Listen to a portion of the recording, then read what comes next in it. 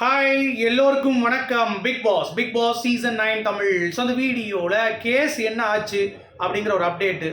அடுத்து இன்னும் பல விதிமீறல்கள் நடக்குது, அது என்ன அப்படிங்கிறத பார்க்க போகிறோம். அடுத்து எஃப்ஜே வந்து பார்த்தீங்கன்னா கேவலமான ஒரு ஜென்மம் அப்படிங்கிறது புரிஞ்சிருச்சு. இந்த எஃப்ஜே மட்டும் இல்லை, இந்த விக்ரம் அப்புறம் வந்து இந்த ஃபுல் குரூப்புமே வந்து பார்த்தீங்கன்னா பார்வதியை வச்சு அவளை வந்து செஞ்சு வெளியே வீட்டை விட்டு அனுப்பணும் அப்படிங்கிறதுல ரொம்ப குறியாக இருக்காங்க அப்படிங்கிறது பார்க்க முடியுது. ஸோ பார்வதி இந்த கேமை இவங்க அடிக்க பார்வதிக்கு அது ஓட்டா கன்வெர்ட் ஆகும் அப்படிங்கிறது இங்கே எவனுக்குமே தெரியல. அது விக்ரம் கூட அது தெரியல அப்படிங்கிறது கொஞ்சம் கேவலமாக இருக்குது எனக்கு. அவன் நல்ல கேமர், பிரில்லியன்ட் மைண்ட், ஒரு நல்லா நினச்சிட்டு இருந்தேன். பட் ஆனால் அவன் எப்படிப்பட்டவனா இருப்பான் அப்படிங்கிறது நமக்கு தெரிய மாட்டேது. ஸோ என்னென்னலாம் நடந்தது அப்படிங்கிறத பற்றி கண்டிப்பாக இந்த வீடியோ டிஸ்கஸ் பண்ண போகிறோம். ஸோ சேனல் புதுசாக இருந்தீங்கன்னா கண்டிப்பாக சப்ஸ்கிரைப் பண்ணிக்கோங்க, வீடியோ மறக்காமல் ஒரு லைக் பண்ணிக்கோங்க. இப்போ நம்ம வீடியோக்குள்ளே கண்டிப்பாக போகலாம்.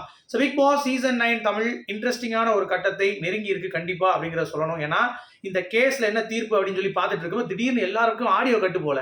நான் ப்ரோமோ 3ல லைவ் வந்துட்டு இருக்கேன், என்கிட்ட வந்து லைவ் வரலன்னொடனே நான் நினைச்சேன் நான் ஒழுங்காக பேசுறது கேட்கலானே, ஆடியோ கட்டுன்றான்.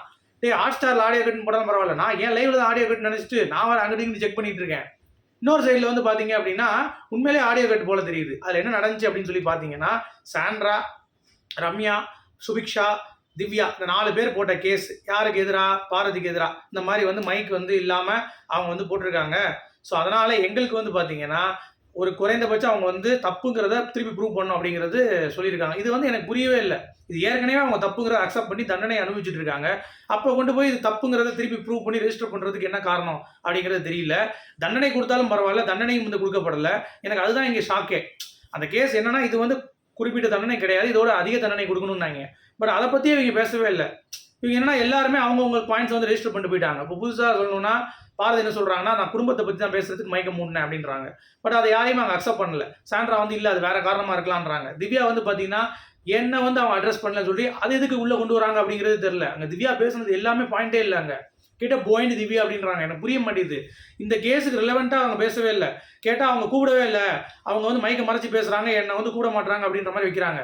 சாண்ட்ரா சொன்னது கூட ஓகே, ரம்யா சொன்னது கூட ஓகே. ஏன்னா எங்களுக்கு வந்து அடிப்படை பால் இது வேணும், அதனால் எங்களுக்கு வந்து பார்த்தீங்கன்னா அது தேவைப்படுது, அதனால் நீங்கள் கொடுங்கன்னு சொல்லி சொன்னது ஓகே. பட் இதெல்லாம் சரி, எல்லாம் கேட்டு வச்சுட்டு இது வந்து மைக்கை மீறும் சொன்னது மல்டிபிள் வார்னிங் கொடுத்துருக்காங்க. அதனால் மைக்கை போடுனது அப்படிங்கிறது கரெக்டாக போடணும். போடலைன்னா அவங்களுக்கு கண்டிப்பாக தண்டனை கொடுப்பேன் அப்படின்ற மாதிரி வினோத் வந்து பார்த்தீங்கன்னா ஆணித்தரமாக தீர்ப்பை வந்து சுபிக்ஷா பக்கமும் எல்லா பக்கமும் எழுதிட்டார். அதுதான் உண்மை. ஏன்னா மைக் போடுவது இங்கே வந்து பார்த்தீங்கன்னா தவறு. அதை மன்னிப்பு கேட்க வேண்டும். அது மட்டும் இல்லாமல் அவங்களுடைய உரிமையில் பறிக்கப்பட வேண்டும். இன்னும் கேட்கவே இல்லைன்னா தூக்கி வெளியே போடுங்க அவங்கள அப்படிங்கிறத நம்ம சொல்லியாச்சு. அதன்படி பார்வதிக்கு இந்த வாரம் பூஜை இருக்கு. அதில் எந்த ஒரு மாற்று கருத்தும் இல்லை. சரியா? இதில் நானும் இப்போ உடன்படுறேன். இதில் எந்த ஒரு மாற்று கருத்தும் இல்லை. பார்வதியும் கமருதீனும் தண்டிக்கப்பட வேண்டும். சரியா? அது மட்டும் இல்லாமல் இவங்க மட்டும் இல்லை, இவங்க மல்டிபிளாக பேச திருப்பி பண்ணிட்டு இருக்காங்கிறதுக்காக இந்த தண்டனை. மிச்சம் எல்லாரும் பண்ணலையான்னு கேட்டிங்கன்னா பண்ணியிருக்காங்க.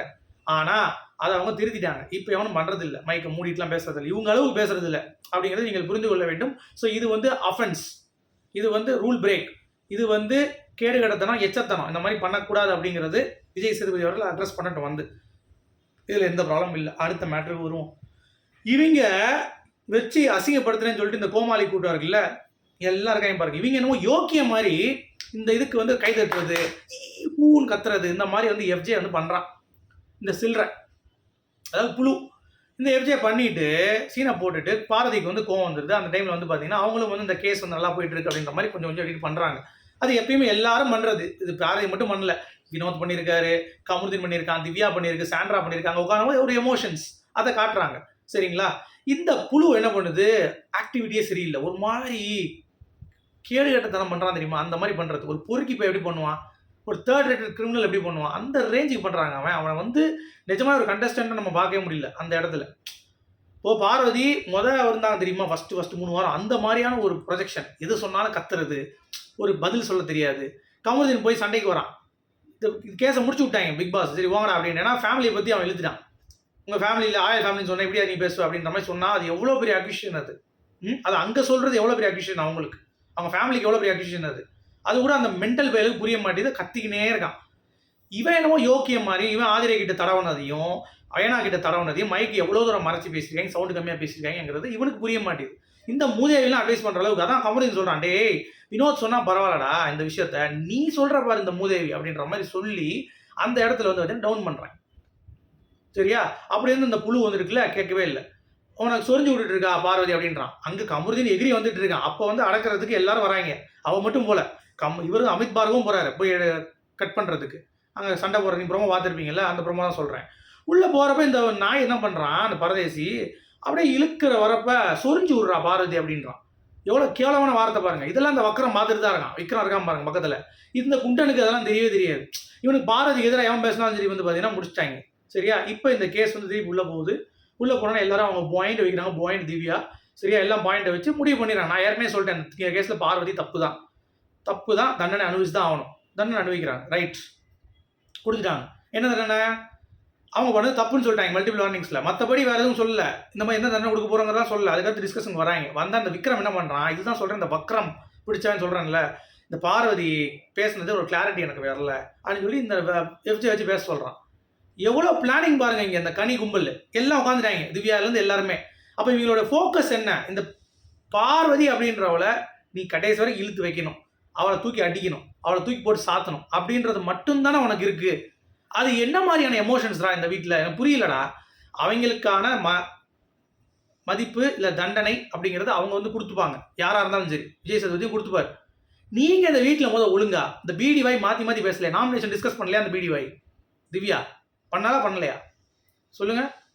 அப்படிப்பட்டவ அப்படி பேசுகிறாங்க. எவ்வளோ கோவம் வருது தெரியுமா? அதாவது நீ வந்து உண்மையாக நீ வந்து நாமினேஷன் பேசலை அப்படின்னு நான் கூட சப்போர்ட் பண்ணுவேன். வந்து நீ அங்கே பேசியிருக்க, அப்போ இருந்து வந்துட்டு வந்து நான் பேசலை அப்படின்ற. இன்னைக்கு கூட ஒரு பொய் சொல்கிறான். என்னன்னா ஜட்ஜாக இருந்துட்டு பாரதி கிட்ட ஜட்ஜாக இருந்துட்டு நான் வந்து ஆக்ரோஷமாக பேசணும்னா எனக்கு கோவம் வந்துன்னு சொல்லி பாரதி சொல்கிறா அவள் பாயிண்டில். ஜட்ஜ் அப்படி பேச மாட்டாங்க, உட்காருங்க அப்படின்னு. அந்த தான் நான் ரியாக்ட் பண்ணேன். மற்றபடி நான் வந்து கண்டெம்ட் ஆஃப் த கோர்ட்டுக்குள்ளே தான் இருக்கேன்றா. இல்லை அது எப்படி தப்பு பண்ணுறா, அது தப்பு தானே அப்படின்றான். அது எப்படிங்க தப்பாகும்? நீ ஒரு ரியாக்ஷன் ஜட்ஜி வந்து என்ன மிரட்டுவானா, ஏய் பேசுனா அப்படின்னா அமைதியாக இருங்கங்க, இவ்வளோதான் வரும். ஆக்சுவலாக ஒரு அடி அடிப்பாங்க, அமைதியாக இருங்கம்மா, அமைதியாக இருங்க, இருங்க, அமைதியாக இருங்க, இப்படியா சொன்னாங்க ஜட்ஜு? இப்படி பண்ணுவாங்களா? ஒரு தடவை அமைதி ஆகிட்டா அவ திருப்பி அதை சொல்லும் போது அப்படின்றான். இங்கே எங்கே ஜட்ஜு சொல்லிட்டு இருக்கான் அந்த மாதிரி. அந்த பாயிண்ட் அவுட்டா அடுத்து இந்த எஃப்ஜே திருப்பி வந்து கிளாரிஃபிகேட் கொடுக்குறான். இந்த மாதிரி பார்வதி பண்ணுறது வந்து பார்த்தீங்கன்னா தப்பாக இருக்குது, அவள் பண்ணது நான் வந்து தப்பாகவே சொல்லலை, அவள் வந்து இப்படி தான் மைக்கு மாற்றுறது. அவன் என்ன சொல்கிறான்னா கமருதீன் பார்வதி மட்டும்தான் பண்ணுறாங்க, இவன் யோக்கியன் யாரும் இந்த எஃப்ஜே வந்து யோக்கியன், இதை எதுவுமே பண்ணல. இதுக்கு இந்த ஆதிரை வந்து பார்த்தீங்கன்னா எஃப்ஜே நான் பொறிச்செடுக்க போகிறேன், வறுத்தெடுக்க போகிறேன் வந்துட்டு இப்போ அவங்க உட்காந்து கிடக்கு ஆதிரை. இதெல்லாம் பார்த்தா எப்படி இருக்குங்க? மொத்தமாக சேர்ந்து ஒரு டார்கெட் வந்து பாரதி ஏன் பண்ணுறீங்க? வெளியே தான் ஹேட் பண்ணுறானுங்க, நெகட்டிவ் பாயிண்ட்ஸை மட்டும்தான் பேசுகிறானுங்க, பாசிட்டிவ் பேச மாட்டான்னு ஒருத்தனும். உள்ளேயாச்சும் சரி வேறு எவனாவது கண்டஸ்டன்ஸ் கிட்டே நெகட்டிவ் பாடுறான். இந்த வக்ரம் இருக்கானே கனிட்டு என்ன நெகட்டிவ் பார்த்த? வேறு யார்கிட்ட நீ கேம் ஆடிருக்க? எஃப்ஜிட்ட கேட்குறேன், வேறு யாருக்கிட்ட நீ கேம் ஆடிருக்க? எல்லாத்துக்கும் உங்களுக்கு ஈஸி டார்கெட் பார்வதி. அவ்வளோ சொல்லி அங்கே அடித்து குடும்பத்தை பற்றி பேசி அவர் ரொம்ப டென்ஷன் ஆகி கத்தி வேர்டெலாம் பேசி அமித் கிட்ட போய் அழுது ரொம்ப ஒரு மாதிரி டர்ட்டி ஆகிடுச்சு. சரியா? அவள் வந்து திருப்பி கேட்குறா, என்னடா பேசணும் பேசுகிறா, என்னை பற்றி எல்லாம் பேசிட்டீங்க, என் ஹெல்த் இஷ்யூ பேசணுமா பேசு, என்னை பற்றி எதுனாலும் பேசிக்கோ, எனக்கு பற்றி அதை பற்றி பிரச்சனை இல்லை பேசு, நான் எமோஷனல் ஆகணும், வேறு என்ன உடைக்கணும், என்னை உடைக்கணுமா அப்படின்னு சொல்லிட்டு அவள் வந்து பார்த்தீங்கன்னா ரொம்ப உடஞ்சிடுறா. அமித் வந்து சரி ஓகே விடுன்றாரு. செம்ம டென்ஷன் ஆகிடுச்சு, அந்த காலமே வர மாதிரி ஆகிடுச்சு. இவங்க இதுக்கு மத்தியில் இந்த லூசு பேல இவ்வளோ எமோஷன்ஸ் இருக்குல்ல, கமருதீன் கிட்ட அந்த கன்ஃபர்ஷன் ரூம்குள்ளே போயிட்டு அந்த ஆக்டிவிட்டி ரூம்குள்ளே போயிட்டு பிக் பாஸ் சொன்னானே திருப்பி வராங்க, எச்சரிக்கிறார் பிக் பாஸ், ஏமா அங்கே இருக்குமா போகிறீங்க வாங்கன்ட்டு. இவ்வளோ தூரம் நியாயம் இருந்தாலும் இங்கே பக்கம் இந்த மாதிரி சில்லறத்தனம் பண்ணுறதுக்கு விஷயம் பண்ணுறாங்கல்ல, அந்த விஷயம் பண்ணும்போது அவங்களுக்கே அது பேக் ஃபயர் ஆயிடுது. என்ன ஜென்மங்களோ இதுக்காகவே இந்த ரெண்டில் எவனாவது ஒன்று போனால் தான் வேலைக்கு ஆகும். இது எவ்வளோ சொன்னாலும் திருந்தலைன்னா பின் என்ன பண்ணுறது? திருந்தலைன்னா ஒருத்தனை தூக்கி தான் ஆகணும். கரெக்டாக இல்லையா? எனக்கு யார் இந்த எந்த சைடு நிற்க முடியலங்க. இவங்க பக்கம் பெரிய தப்பு இருக்குது. இவங்க பக்கம் இந்த தப்பை விட்டாங்கன்னா இவங்க வந்து மக்கள் கொண்டாடிடுவாங்க. ஏன்னா பாரதி எல்லாத்தையும் மாற்றிட்டா, தன்னுடைய குணத்தை மாற்றிட்டா, தன்னுடைய பேச்சை மாற்றிட்டா, எல்லாத்தையும் மாற்றிட்டா. இந்த இளவெடுத்த கமருதீன் விஷயத்தில் தான் இந்த லாக் பண்ணிக்கிட்டு ஃபீலிங்ஸை காட்டிக்கிட்டு அவன் வர முடியாமல் கன்ஃபர்ம் ஆக்டிவிட்டி ரூமில் போய் கதவை மூடிட்டு வெளியே வரலாமா? அது எவ்வளோ பெரிய தப்பு அது. பிக் பாஸ் திருப்பி சொல்கிறாருல்ல, அந்த கேடு கட்டத்தானே ஏன் இவங்களுக்கு தெரிய மாட்டேது அப்படிங்கிறது தெரில. இதுதான் நடந்துட்டு இருக்கு. உங்களுடைய கருத்துக்கள் சொல்லுங்கள். மீண்டும் சந்திப்போம். Good bye.